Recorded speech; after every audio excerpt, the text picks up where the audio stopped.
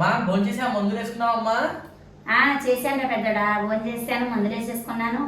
ఇప్పుడు ఏంటంటే నేను ఒకటి అనుకుని వచ్చానమ్మా నీ దగ్గరికి అడుగుదామని చెప్పి. అదేంటంటే బాబుకి 4 సంవత్సరాలు వచ్చేసింది కదా. సంక్రాంతి తర్వాత బాబుకి ప్లే స్కూల్లో వేద్దాం అనుకుంటున్నానమ్మా, ఎల్కేజీలో.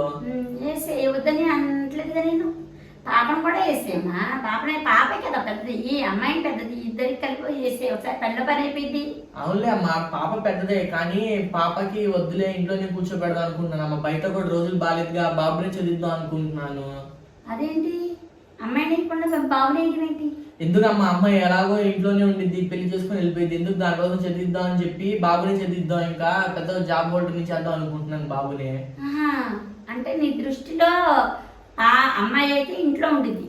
అవును కదమ్మా, నిజమే కదమ్మా. అది మీరు ఇప్పుడు మీ ఇంట్లోనే ఉంటున్నారు కదమ్మా, మీలాగే ఉండిద్ది ఇంట్లో. పెళ్లి చేసుకొని పిల్లల్ని కానీ ఇదే చూస్తున్నాను. అవునమ్మా. మా పిల్లడు చదువుకొని జాబ్ చేస్తాడు. అవును. నీకు పెంచుతాడు. అవునమ్మా. ఇదే నీ ఉద్దేశం. అవును. మరి అయితే అమ్మా పెద్దక్క ఏం చేస్తుంది? పెద్దక్క సాఫ్ట్వేర్ జాబ్ చేస్తుంది కదమ్మా హైదరాబాద్ లో. మరి నీ చెల్లి కోస్టల్ బ్యాంక్ లో క్యాషియర్ గా చేస్తుంది కదమ్మా. నీకు తెలియకుండా అడుగుతున్నావు ఏంటమ్మా నువ్వు నాకు? మరి ఎందుకు చదివించారంటావు? ఎందుకు జాబ్ తెచ్చారంటావు?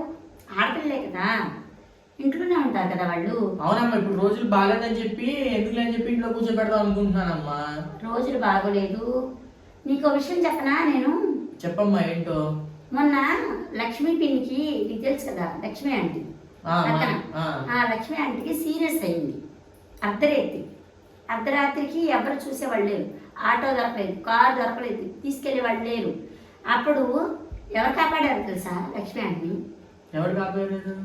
కాపాడారంటే సుజిత వాళ్ళ అమ్మాయి ఉంది చూడు, జ్యోతి. ఆ అమ్మాయి వచ్చి అర్ధరాత్రి బాగా ఎలా ఉందంటే లక్ష్మీ ఆంటీ పరిస్థితి, చనిపోయిద్దో బతికిద్దో అన్న స్టేజ్లో ఉంటే ఆ పిల్ల వచ్చి కాపాడింది. ఎట్లా కాపాడింది అంటావు? చదువుకుంది కాబట్టి కాపాడింది. చదువుకుంది. ఏం చదువు చదివింది? నర్స్ కోర్స్ చేసింది. వెంటనే వచ్చి ఇంజెక్షన్ ఇచ్చి టాబ్లెట్ ఇవ్వబట్టి బతికింది. అర్థమైందా నీకు? అర్థమైందమ్మా. మరి ఆడపిల్లే కదమ్మా, చదివించకుండా ఉండాలి కదా. అంటే ఇప్పుడు బయట రోజు కూడా బాగాలేదు, పిల్లలు ఎత్తుకుపోవడానికి వస్తున్నారు కదా, కిడ్నాపులు జరుగుతున్నాయి, ఎందుకులే అని. అలా అనుకుంటే అసలు లోకమే ఉండదు తెలుసా. బయటికి వెళ్తున్నారు, దడుస్తున్నారు. బయటకు వెళ్తున్నప్పుడు నువ్వు దడుస్తున్నావు, నీది లేదనట్లేదు. నీకు కడిపోతా, నీకు భయం వేస్తుంది. కానీ నువ్వు చెప్పే జాగ్రత్తలు వాళ్ళకి ఎలా చెప్పాలంటే, అమ్మ నువ్వెవరన్నా ఏమన్నా ఇస్తే తినబాకు, నువ్వు తెలియని చోటకి వెళ్ళబాకు, తెలియని వాళ్ళని కలవబాకు అని చెప్పాలి నాన్న. నువ్వు వాళ్ళకి నీకు అంతగా భయం ఉంటే కరాటే నేర్పించు, లేకపోతే ఫైటింగ్ చేయడం నేర్పించు, లేకపోతే ఎక్కడికన్నా వెళ్ళినప్పుడు ఈ జాగ్రత్తలు తీసుకోవాలని నేర్పించు. అంతేకాని వాళ్ళు భయపెట్టేసేసి ఇంట్లోనే ఉంచేసేసి ముసుగుదాన్ని పడుకోండి, ఇంట్లో ఉండు, నువ్వేం జాబ్ చేయని అవసరం లేదు, నువ్వు అంట్లు తోముకో అని మాత్రం నేర్పించబాకు.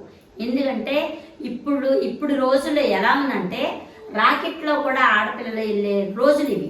అలాంటి టైంలో నువ్వేం చెప్తున్నావంటే ఇంట్లో ఉండాలి, అంట్లు తొమకాలి, పెళ్లి చేసుకోవాలి అని మాట్లాడుతున్నావు. అలా కాదు, చదువు చెప్పి చక్కగా చదువుకోమని చెప్పు, చదివి జాబులు తెచ్చుకోమని చెప్పు. మగపిల్లోడి కంటే కూడా ఆడపిల్ల నీకు రేపు చేయూతిచ్చింది తెలుసా. ఆడపిల్లకున్న సహనం మగపిల్లోడికి ఉండదు. ఆడపిల్ల అంటే అబల కాదు సబల అని నిరూపించాలి నువ్వు. అర్థమైందా?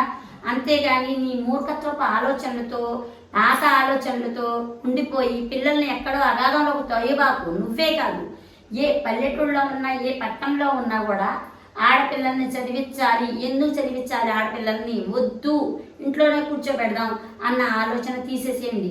తీస్తేనే బయట సమాజాన్ని చూడగలరు ఆడపిల్లలు. కాకపోతే నీ భయం నీకుండిద్ది. నీదే కాదు, ఏ తల్లిదండ్రులకైనా భయం ఉండి తీరిద్ది. కాకపోతే వాళ్ళని ఎలా పెంచాలి, ఎలా తీసుకెళ్ళాలి, ఎలా జాగ్రత్తలు చేసుకోవాలి, ఎవరన్నా పిలిస్తే ఏం చెయ్యాలి, వెళ్ళకుండా ఉండాలా, లేకపోతే వెళితే ఏమైంది అన్నీ వాళ్ళకి నేర్పించి, ఎవరన్నా పక్కన అనుకుని పిలిచినా, ఎవరన్నా పిలిచినా వెళ్ళకూడదు, చేయకూడదు అని అనకుండా వెళితే ఎందుకు పిలుస్తున్నాడు, ఏంటి, వాడు ఏమి తినిపిస్తున్నాడు, ఎందుకు పిలుస్తున్నాడు అనేది అర్థం చేసుకోవాలి.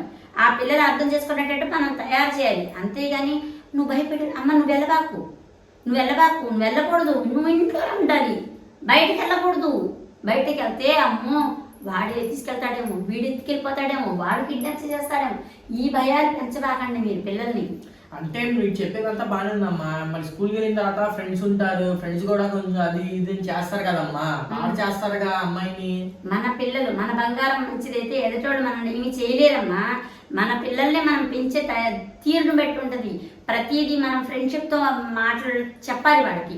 వాళ్ళు వచ్చి మనతో ఫ్రెండ్షిప్గా ఉండి అన్ని మాటలు మనతో నేర్చుకోవాలి, మన దగ్గర నేర్చుకోవాలి. మనమే ఒక టీచర్ అవ్వాలి, మనమే ఒక గైడెన్స్ అవ్వాలి.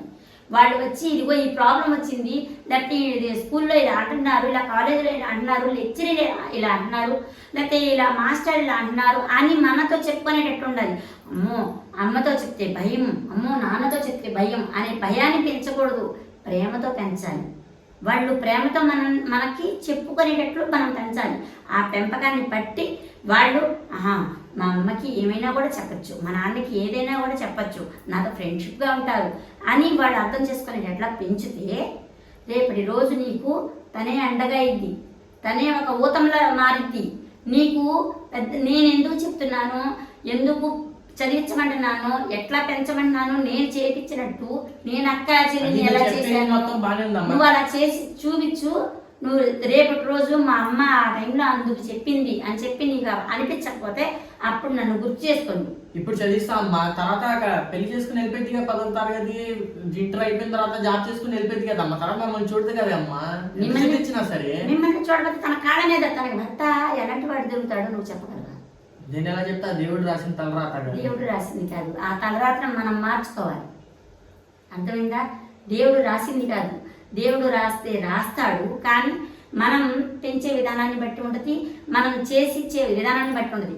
అక్కడ దొరికిన వాడు మంచివాడు కాదు అని అనిపించినప్పుడు వెంటనే వచ్చి నా కాళ్ళ మీద నేను బతకగలను, నాకెవ్వరూ రూపాయి ఇవ్వాల్సిన అవసరం లేదు, నా రూపాయికి నేను బ్రతుకుతాను, బ్రతికి చూపిస్తాను అనేటట్టు మనం పెంచాలి ఆడపిల్లని. చూడన్నా, ఆడపిల్ల మెట్టినింటికి వెళ్ళిన తర్వాత ఏ కష్టం వచ్చినా ఎలా ఉన్నా ఎక్కడున్నా కూడా అమ్మో నేను పుట్టింటికి పరిగెత్తాలి, లేకపోతే నాకు చూసుకునే వాళ్ళు ఎవరు అనే అధైర్యం రాకూడదు.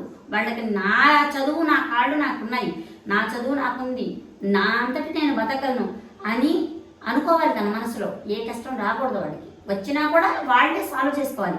అలా మనం పెంచాలి. అర్థమైందా నీకు? అర్థమైందమ్మా. ఇప్పుడు దాకా నేను ఏదో మైకంలో ఉన్నాను, చదివించకుండా ఇంట్లో పెట్టేద్దాం అనుకున్నాను, కానీ నువ్వు మంచి మాటలు చెప్పిన తర్వాత నేను వెళ్ళి ఇద్దరిని ఒకేసారి స్కూల్లో జాయిన్ చేయించేస్తానమ్మా, పెద్ద చదువు చదివించి జాబ్ చేపిస్తానమ్మా. నాకైతే ఇప్పుడు కళ్ళు తెరిచింది, ఇప్పుడు దాకా మూసుకొని ఉన్నాను. మంచి నిర్ణయం తీసుకున్నావు నాన్న. నువ్వు ఇప్పుడు ఈ తీసుకున్న నిర్ణయం వల్ల ఇంకొక విషయం చెప్తున్నాను నేను.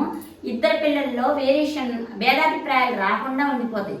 అంటే నువ్వు ఎక్కువ నేను తక్కువ, ఆడపిల్ల తక్కువ మగపిల్లడు ఎక్కువ అనే భేదాభిప్రాయాలు వాళ్ళల్లో కలగకుండా ఉండిపోయింది.